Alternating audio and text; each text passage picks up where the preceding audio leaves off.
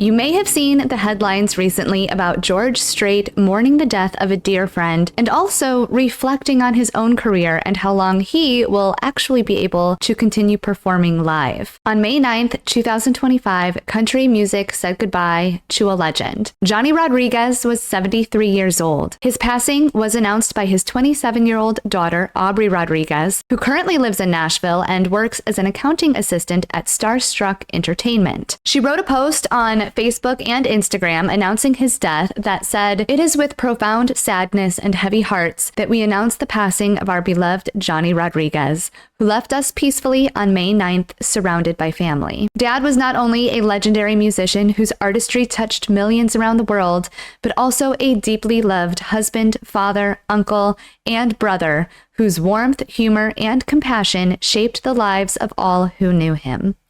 We are immensely grateful for the outpouring of love and support from fans, colleagues, and friends during this time of grief. While the world has lost an extraordinary talent, we have lost someone irreplaceable, and we ask for privacy as we navigate this painful moment together. She also revealed separately to the Washington Post and Associated Press that her father had been dealing with health complications, and also revealed he had been in hospice care for what seems like could have been a week or so. Johnny had a notable impact on both George Strait and the broader landscape of country music. George Strait even admitted that Johnny really, quote, paved the way for him. After all, George and Johnny were about the same age and were raised just about 60 miles apart from each other in Texas. Johnny was the first major Mexican-American country music star who broke through in the early 1970s with hits like "You Always Come Back to Hurting Me" and "Ridin' My Thumb to Mexico," which reached #1 on the Hot Country Song charts. Many people argue that without Johnny Rodriguez, there would be no George Strait, but where does that claim even come from? George Strait himself has said that Johnny Rodriguez gave him hope and paved the way for him. Johnny was born Juan Roll Rodriguez on December 12, 1951. He was the second to youngest of 10 children, but developed a very special friendship and closeness with his oldest brother throughout his childhood, specifically. His father, Andre, was 37 years old when he was born, and his mother, Isabel, was 33. Like I said, he was the second youngest of 10 children born in Sabinal, Texas. And I always say that wrong. I think it's Sabinal. When Johnny was 7 years old, his older brother gave him his very first guitar. And this, of course, would change the course of Johnny's life forever. Johnny immediately started teaching himself songs by artists like Hank Williams, Merle Haggard, and Jimmy Rogers. At one point, when asked how he got into country music rather than just sticking with Mexican music, which he was already surrounded by, Johnny said that Mexican music and country music say almost the same thing, just in different languages. When Johnny was about 16 years old, he started to form his first band with a couple of his friends. They called themselves the Spocks, a reference, of course, to Star Trek. They actually did mainly rock music. They covered artists like the Rolling Stones and the Beatles, but he was also very heavily involved in sports in school. Johnny played football and basketball, and he also worked a few odd jobs on the side. One as a janitor, another as a ranch hand. He was even a ditch digger one summer for a while. All in all, Johnny was a very hard worker and also very passionate about his hobby of music as well. In the same year Johnny was forming his very first band, his father tragically passed away from cancer. And then not even a year later, Johnny lost his older brother in a very tragic car crash. The same older brother who gave him his very first guitar. Johnny would get into a little bit of legal trouble after this, and this little legal trouble just seemed to haunt him for the rest of his life with rumors and gossip for years to come. But here is the true story, because everyone knows, well, maybe you didn't know this, but Johnny was arrested at 17 years old, just 1 year after losing his father and his brother. And some people say it was because he stole a goat and barbecued it, and others say that the ranger, Joaquin Jackson, said that he was actually arrested because he simply owed some money.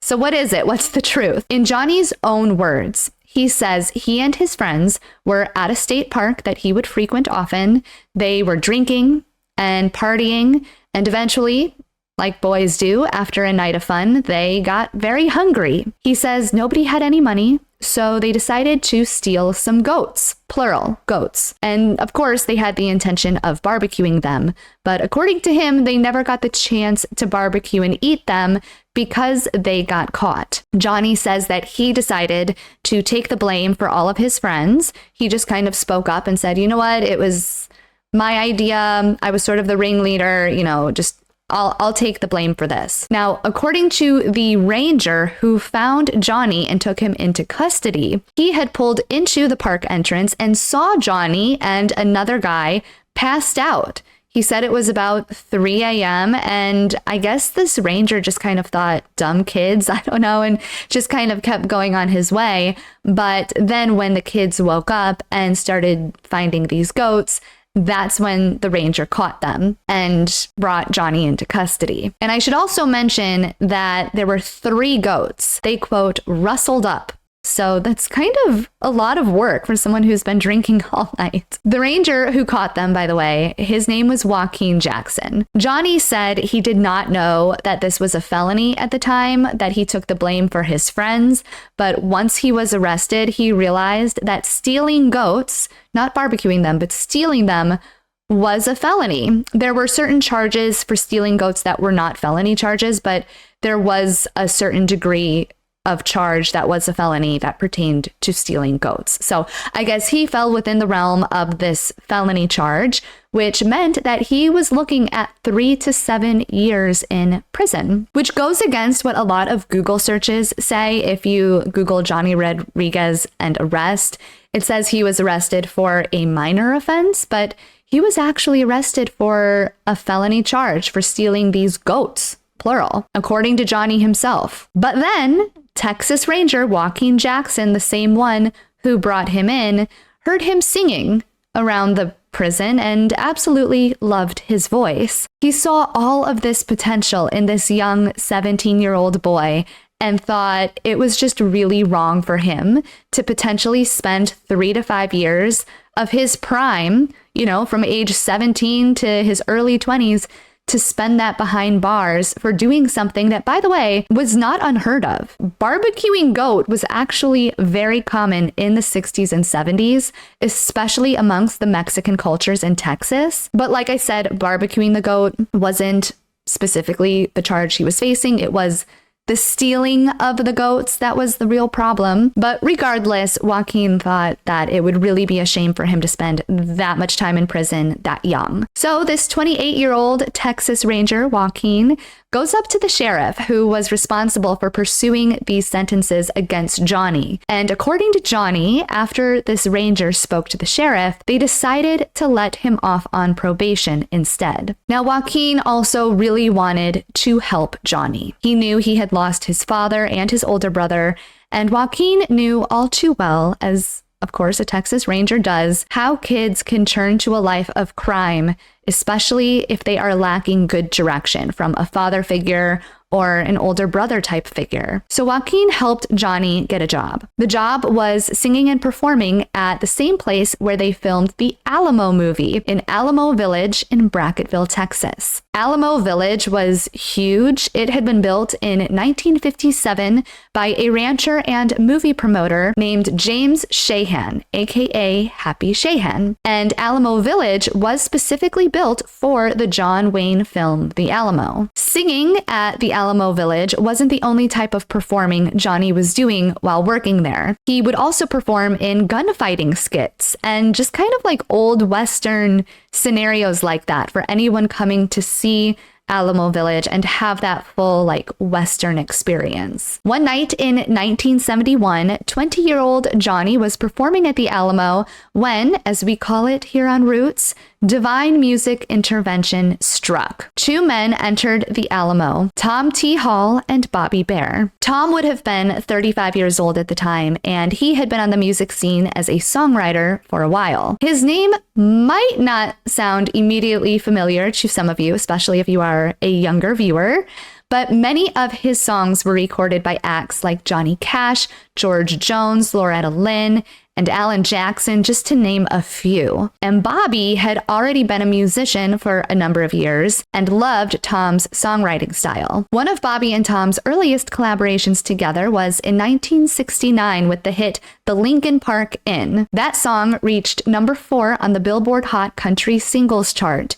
So by the time the two of them are walking into the Alamo, they are both, for lack of better words, big stars. Now, Bobby and Tom were both visiting Alamo Village on vacation and knew Happy Shahan, the movie promoter who built the village. Happy was also the manager at Alamo Village and was managing Johnny, overseeing his performances and all of his work there. This was one of the main reasons Joaquin really wanted to get Johnny Rodriguez a job at Alamo Village, because Joaquin knew these big players would be there, and if they could just hear Johnny and hear the potential that Joaquin heard, he knew this could be a big break for little Johnny Rodriguez.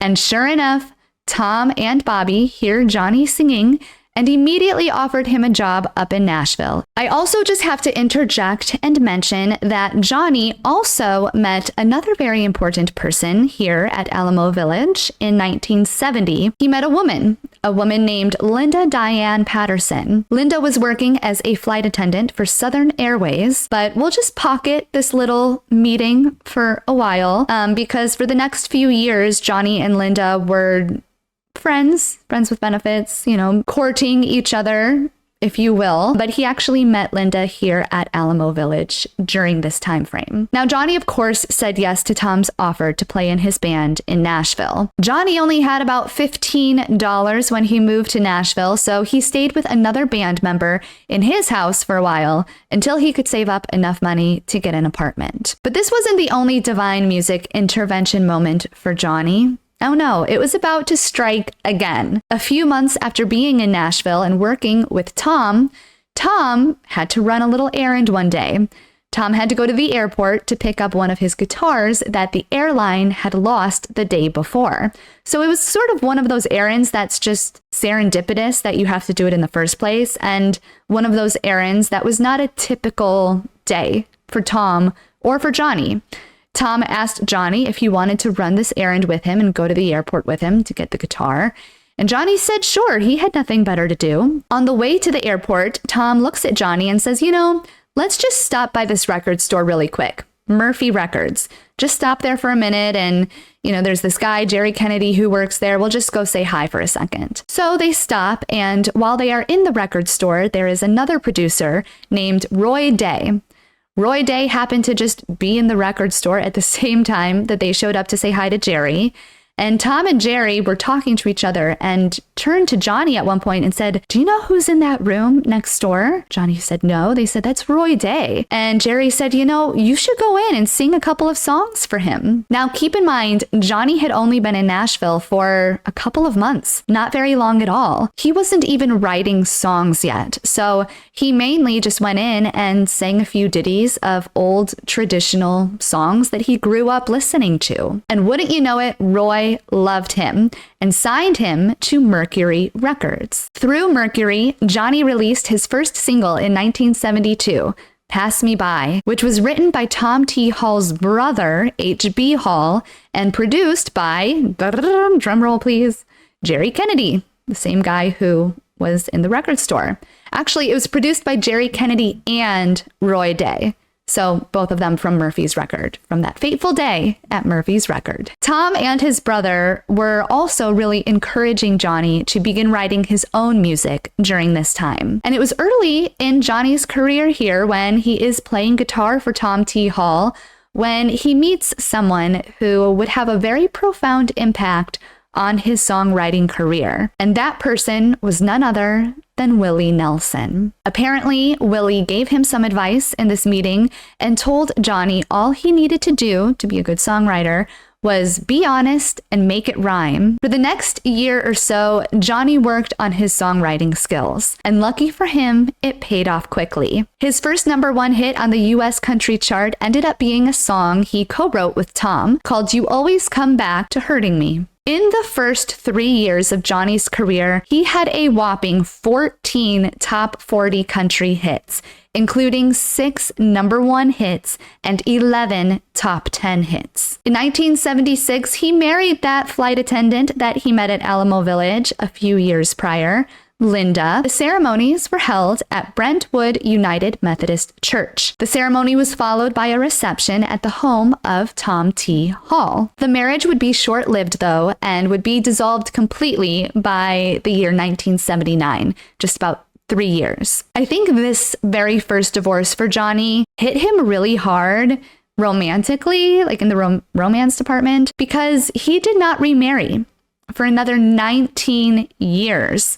And then 19 years later, his second marriage was, of course, to Lana Nelson, Willie Nelson's daughter. And even though that seemed like it would have been the most compatible thing ever, that marriage only lasted for about 7 months. And even though it seems like this first divorce with Linda hit him really hard in, like I said, the dating world, it definitely did not bring him down professionally. In 1981, Johnny released his 18th album, if you count his greatest hits albums and all of those. This 18th album had 2 songs chart in the top 30. Let me repeat this. Even his 18th album is still charting. Johnny's enthusiasm and momentum did not end there. In 1985, that guy who gave him that songwriting advice, just to be honest and rhyme, he collaborated with Johnny on Johnny's 1985 album Full Circle. And that's right, I am talking about the one and only Willie Nelson. Willie and Johnny had continued to remain really close friends, and Willie also produced, I think, one of Johnny's albums in the 90s. Johnny did end up finding love, though. In 1998, he married Debbie McNeely, a hair salon owner. Debbie was 36 and Johnny was 47. In the same year they were married, they welcomed their baby girl, Johnny's one and only child, Aubrey. And 1998 was a big year for Johnny. Not only does he get married and welcome a daughter into the world, but he was also charged with murder 4 months after Aubrey was born. It was August 29th, 1998. Johnny was apparently across the street from his own home. I read in some newspaper articles it was his brother's house, and I've read in others that it was just a friend's house, but either way, he was across the street. And just to clarify, it was Johnny's home. Johnny had actually built this home for his mother in the 1970s. This wasn't his full-time residence. He and Debbie actually lived about 75 miles east in San Marcos, but they frequently traveled to this family home that he had built, and he hosted parties there, backyard soirees, 4th of Julys, that sort of thing, knew all the neighbors, you know the vibe. Johnny had been across the street at, like I said, his brother's or a friend's house at a party. And it was around 4 a.m. in the morning on August 29th when Johnny left the house to walk across the street back to his mother's home to make sure that that house was all locked up before he fell asleep. Now, keep in mind, it's 4 a.m., it's completely dark. Johnny said all of the lights were off in the house. Not a single light was on, and everybody was sleeping. And it's not clear, but you can kind of assume that Aubrey, the newborn baby, was sleeping in that house, and that his wife was in that house, and possibly his mother was also in that house. I sort of get the feeling that his whole family was sleeping in that house, and Johnny was just across the street at the neighbors and coming home at 4 a.m. about to go to bed. Johnny enters through the front door and sees a man in his home, in his living room, totally uninvited, did not expect company at all. Johnny always kept a .357 caliber Magnum revolver near his front door, obviously for self-defense purposes. And as soon as he saw that there was an intruder in his home in the middle of the night, he grabbed his gun and fired one single shot. Now, keep in mind, it is the middle of the night. I mean, it's actually the early morning. It's 4 a.m. No one was invited to his house. He was not expecting company. And for Johnny, also, this is his first time as a husband and a father to a newborn baby girl.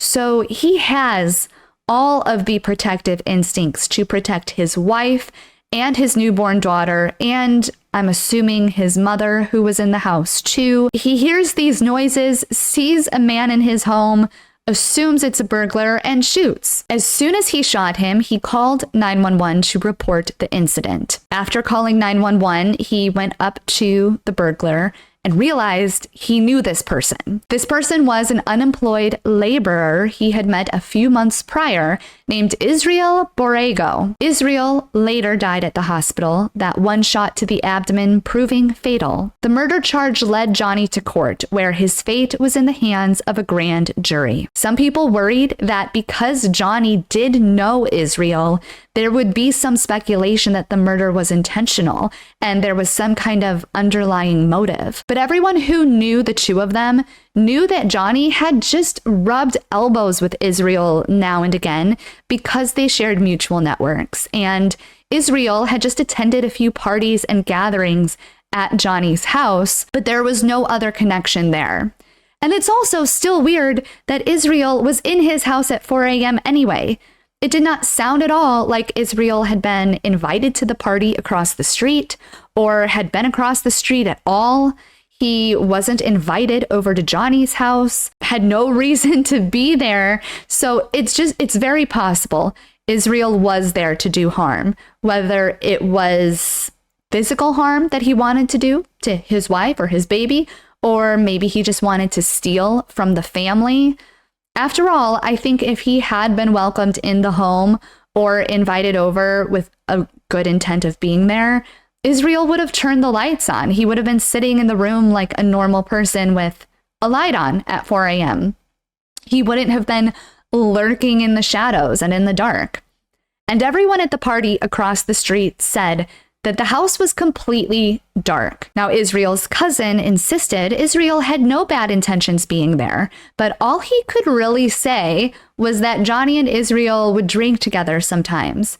And that doesn't hold a whole lot of weight as to why Israel was in his living room unannounced, uninvited at 4 a.m.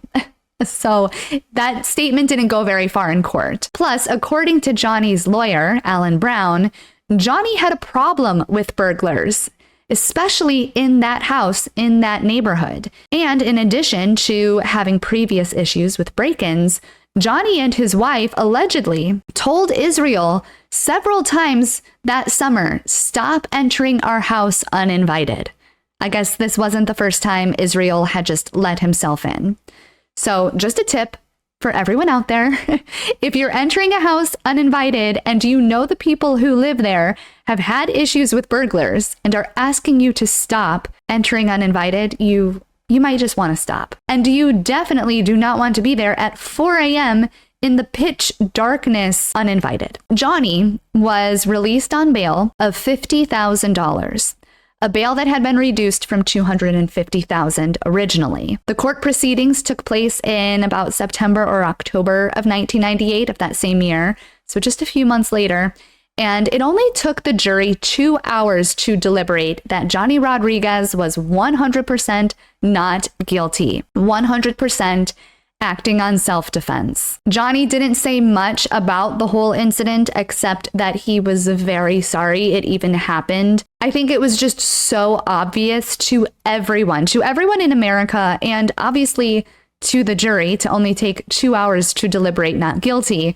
It was so obvious that Johnny truly was acting in self-defense, came into the house and did what anybody would do, especially anyone who has a newborn baby and wife and mother sleeping. So Johnny bounced back from this terrible charge. And all in all, 22 more albums came from Johnny Rodriguez. And that's 22 technically from 1981 to 2012, 22 in total. And even though Texas was his primary residence, he still continued to put out music from studios down there. Johnny had 40 technical albums.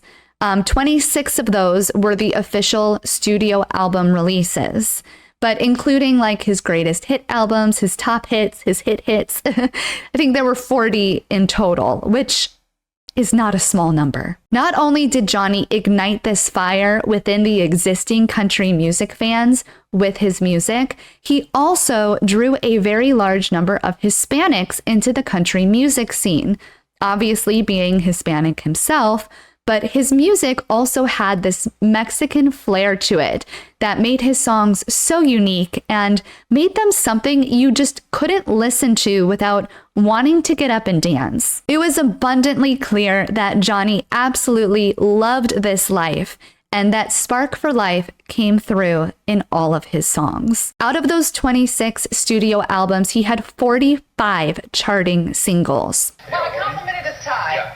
And what did you say? Tell him what you said about the tie. Tanya Tucker gave me this tie. And then I complimented your coat, and you said... George Jones gave me this coat. And Johnny continued to perform and promote music through the 2000s.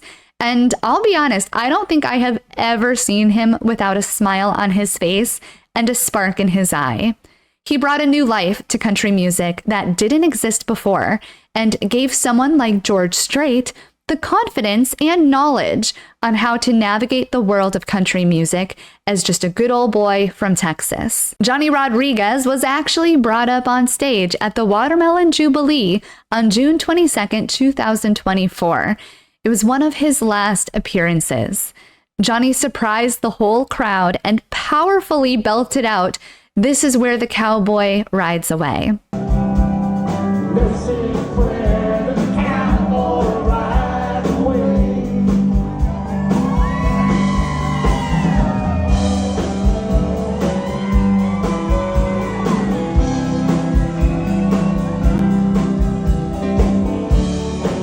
When Johnny passed away peacefully, surrounded by his family on May 9th, tributes came pouring out from all across the country music scene.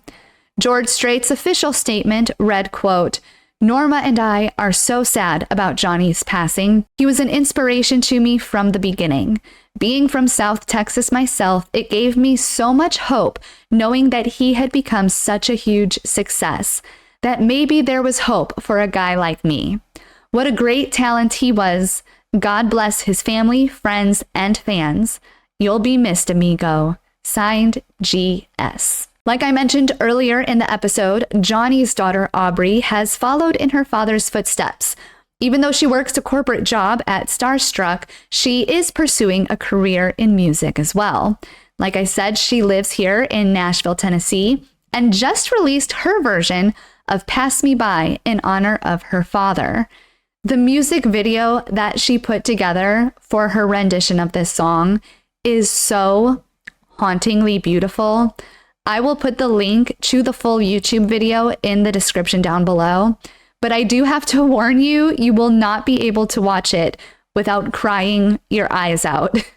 At least I couldn't. Maybe you're not a crier, but it is so touching. Like, there are scenes where she has her dad smiling and clapping and dancing at her show.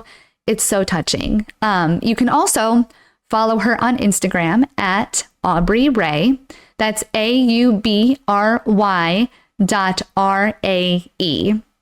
On May 15th, just a week after Johnny's passing, she posted a heartfelt acoustic song of a song she wrote in her father's memory to her Instagram page. On my old guitar, I know just what I'm gonna do.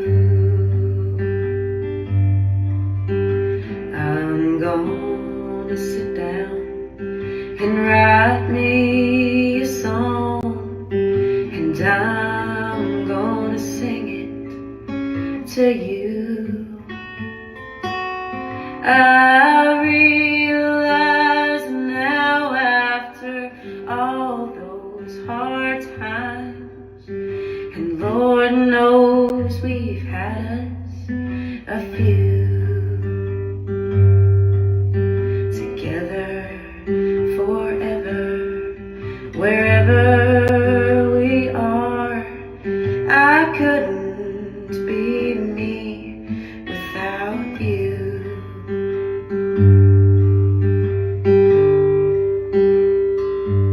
Her voice is so beautiful and smooth, And once again, you will not be able to watch the video without crying, especially knowing how full of life her dad was.